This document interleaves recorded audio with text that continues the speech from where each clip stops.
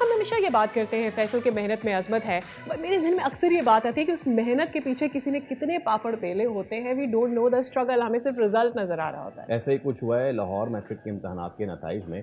तालिब इल्म है मलिक फैज़ान रज़ा, वो सब्ज़ी फरोश के बेटे हैं और इसमें कोई आर नहीं है, इसमें कोई बुराई नहीं है।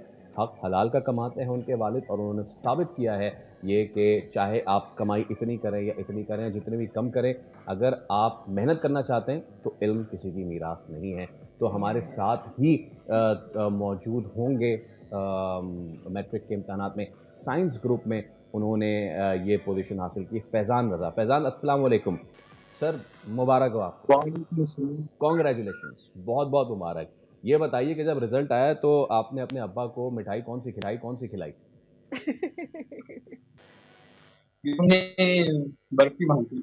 क्या बर्फी, बात है। और वाह। क्या आपने अपने हाथ से अपने वालिद को खिलाई वो? जी जी, सबको खिलाई।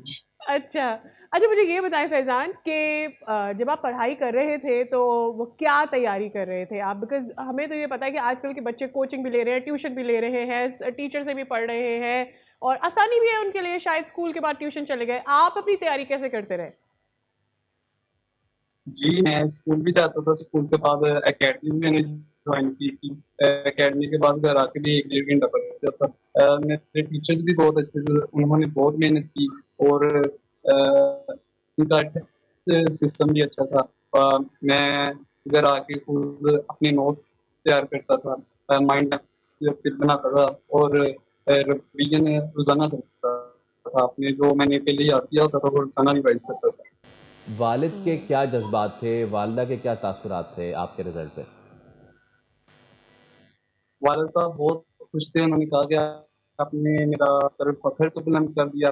सारे मेरे रिश्तेदार सब ऐसे बहुत खुश हैं कि मैंने बोर्ड में तीसरी पोजीशन हासिल की है। सब बार बार आगे मुबारकबाद दे रहे हैं। एक जाता है दूसरा सब मुबारक दे रहे हैं। फैज़ान ये बताएं फ्यूचर प्लान क्या है आगे, अब क्या पढ़ाई करनी है? बाकी बहन भाइयों के लिए आपके जो वालिद हैं उन्होंने ज़ाहिर इतनी कुर्बानी दी होगी आपके लिए, बाकी बहन भाइयों के लिए क्या सोच है?